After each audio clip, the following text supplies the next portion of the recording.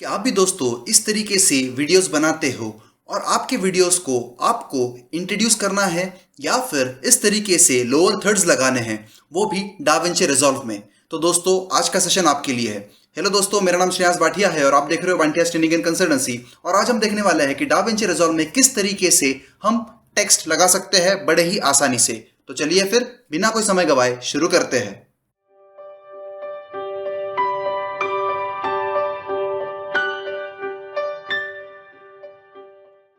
तो देखिए दोस्तों, मैंने डाविंची रिजॉल्व में एक मेरा ही वीडियो ऐड कर रखा है और आप देख सकते हो इसका ऑडियो मैंने डिलीट कर दिया है क्योंकि ऑडियो से हमारे सेशन में डिस्टरबेंस होगा, तो इसीलिए मैंने उसे कम कर दिया है।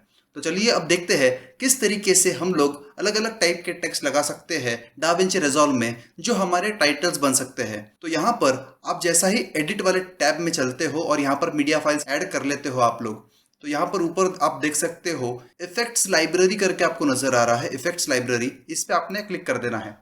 अब इफेक्ट लाइब्रेरी में टूल्स में जाना है। टूल्स में देखिए यहाँ पर टाइटल्स वाली टैब है।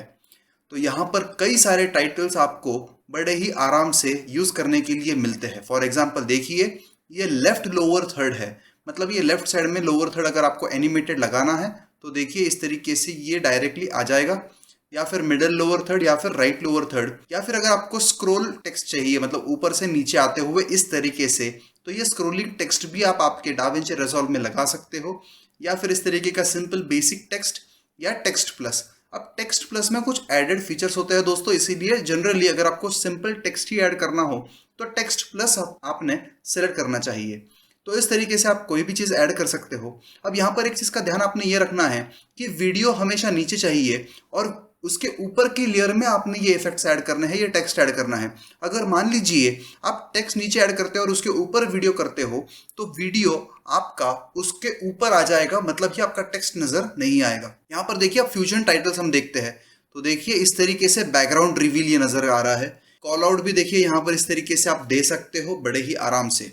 क्लियर एंड सिंपल इस तरीके का इंट्रोडक्शन भी आप आपके लेक्चर को दे सकते हो। तो ये कई सारे ऑप्शंस आपको यहाँ पर अवेलेबल हो जाते हैं। जैसे ये डार्क बॉक्स है, डार्क बॉक्स में देखिए इस तरीके से टेक्स्ट निकल रहा है, तो ये डिफॉल्ट में आपको अवेलेबल होता है यूज करने के लिए। इसमें आपको कोई भी एडिशनल चीज नहीं करनी है। तो चलिए मैं यहाँ पर सिलेक्ट कर लेता हूँ जो मेरा वन ऑफ द फेवरेट्स है, जो बेसिकली एक लोअर थर्ड जैसा काम करेगा, मगर आपको टाइटल भी, आप एज टाइटल भी इसे यूज कर सकते हो। तो ये वाला मैं बता रहा था। तो क्या करना है, मान लीजिए मैंने ये वाला सेलेक्ट कर लिया। अब इसे पिक करना है, लेफ्ट क्लिक करना है माउस पे और इसे पिक करके इस तरीके से यहाँ पर ड्रैग करना है और ये वीडियो के ऊपर वाले सेक्शन में डाल देना है। अब देखिए यहाँ पर वीडियो के ऊपर वाले सेक्शन में मान लीजिए अब मुझे यहाँ पर चाहिए, क्योंकि स्टार्ट में मेरा वीडियो नजर आएगा और उसके बाद देखिए इस तरीके से ये टेक्स्ट बॉक्स आ जाएगा। अब यहाँ पर टेक्स्ट बॉक्स को एडिट किस तरीके से करना है ये समझते हैं। तो यहाँ पर टाइमलाइन पे आपने ये टेक्स्ट बॉक्स को सेलेक्ट कर लेना है और सेलेक्ट करने के बाद ऊपर इंस्पेक्टर में चले जाना है। तो देखिए इंस्पेक्टर में आप चले गए तो यहाँ पर देखिए टाइटल, तो यहाँ पर आपने ये सेलेक्ट कर लिया है। अब मेन टेक्स्ट मतलब ही सैंपल नेम, तो ये बड़े अक्षरों में आपको क्या क्या चाहिए। तो मान लीजिए मुझे मेरा नाम चाहिए, तो मैंने टाइप कर दिया। अब इसका फॉन्ट मैं चेंज कर सकता हूँ दोस्तों, यहाँ से मैं कोई भी फॉन्ट सेलेक्ट कर सकता हूँ। मान लीजिए ये वाला फॉन्ट मुझे अच्छा लग रहा है तो मैंने ये वाला सेलेक्ट कर लिया है। अब इसे बोल्ड करना है, इटैलिक करना है या रेगुलर ही रहने देना है, तो वो भी आप यहाँ से डिसाइड कर सकते हो। अब मेन टेक्स्ट का साइज आपको किस तरीके से चाहिए, तो देखिए आप साइज बढ़ा भी सकते हो, आप कम भी कर सकते हो, बट जनरली जो साइज यहाँ पर आपको सूटेबल लगे आपने वही सिलेक्ट करना चाहिए। बहुत ज्यादा बड़ा भी ना हो और बहुत ज्यादा छोटा भी ना रह जाए, यह आपको ध्यान रखना है।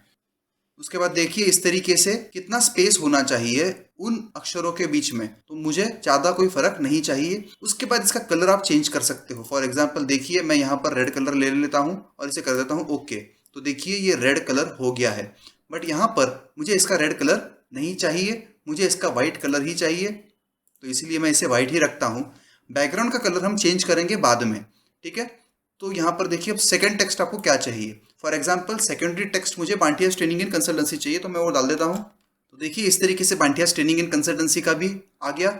अब इसका फॉन्ट मुझे कोई ज़्यादा चेंज नहीं करना है, बोल्ड इसे कर सकते हैं हम लोग। बोल्ड करके एक बार देखते हैं किस तरीके से ये नजर आएगा। सेमी बोल्ड ज़्यादा बेटर लग रहा है, बोल्ड बहुत ज़्यादा हो जा रहा है, तो सेमी बोल्ड हम कर देंगे इसे। उसके बाद आप इसका भी कलर चेंज कर सकते हो, इसका भी कलर मुझे व्हाइट रखना है। अब main background colour, main background मतलब ये आपका ब्लैक वाला, तो सॉलिड कलर, तो यहाँ पर आप चेंज कर सकते हो दोस्तों। तो यहाँ पर देखिए मैं ले लेता हूँ रेड और इसे करता हूँ ओके। अब देखिए मेरा मेन बैकग्राउंड जो हो गया है वो रेड कलर हो गया है और ये जो मेरा सेकेंडरी बैकग्राउंड है ये इस तरीके से ऑटोमेटिकली अपने आप में चेंज हो गया। और लाइन कंट्रोल्स, तो यहाँ पर लाइंस देखिए ब्लैक दी हुई है, तो अब यहाँ पर मैं कॉन्ट्रास्ट में दे सकता हूँ लाइंस। मान लीजिए येलो में ले लिया, तो यहाँ पर देखिए ये लाइन येलो नजर आ रही है, तो येलो भी आप रख सकते हो या फिर आप सिंपली रेड रख सकते हो सो दैट कोई लाइन ही नजर ना आए, तो आपके चॉइस के हिसाब से रहेगा। उसके बाद स्मॉल बैकग्राउंड कलर, तो यहाँ पर देखिए ब्लैकिश नजर आ रहा है, तो ये मुझे ब्लैकिश नहीं चाहिए, तो इसके वजह से मैं यहाँ पर भी इसे सेलेक्ट करता हूँ रेड ही। तो देखिए इस तरीके से यहाँ से रेड से व्हाइट होते जा रहा है और यहाँ पर पूरा का पूरा ट्रांसपेरेंट फील दे रहा है। तो इस तरीके से आप पूरा का पूरा बैकग्राउंड चेंज कर सकते हो, इसकी हाइट चेंज कर सकते हो, इसका किस तरीके से यहाँ पर ये ग्रेडियंट नजर आना चाहिए, मतलब देखिए इस तरफ यहाँ पर रेड ज़्यादा है और यहाँ पर व्हाइट ज़्यादा है, तो ये ग्रेडियंट की भी चॉइसेस आपको यहाँ पर पूरी मिलती है।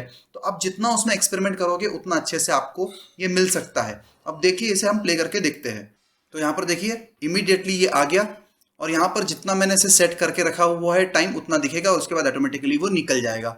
अब यहाँ पर मैं इसका टाइम बढ़ा सकता हूँ इस तरीके से, देखिए मैंने इसको टाइम बढ़ा दिया, तो यहाँ पर देखिए अब मैं प्ले करता हूँ अगर, तो देखिए ये आ गया। अब यहाँ पर ये टिका रहेगा, यहाँ पर ये स्टे करेगा और अब जैसा ही वो खत्म हो जाएगा उसका टाइमलाइन पे टाइम, तो वैसा ही वो वापस से वैनिश हो जाएगा। तो इस तरीके से आप ये टाइमलाइन पर इसका टाइम भी मैनेज कर सकते हो। जनरली टाइम इसका छोटा ही रखना चाहिए सो दैट इसमें ज़्यादा से ज़्यादा बेनिफिट आपको मिले और क्रिस्प रहे। तो आशा करता हूँ दोस्तों कि आपको आज का ट्यूटोरियल बहुत इंटरेस्टिंग लगा। अगर कोई भी डाउट है तो कमेंट सेक्शन में कमेंट करके पूछिएगा ज़रूर। और अगर अभी तक आपने हमारे चैनल को सब्सक्राइब नहीं किया है तो प्लीज़ सब्सक्राइब कीजिए, शेयर कीजिए, लाइक कीजिए और बेल आइकन को प्रेस करना न भूलिएगा सो दैट इस तरीके की इन्फॉर्मेटिव वीडियोस आप तक हमेशा पहुंच जाया करे। Thank you.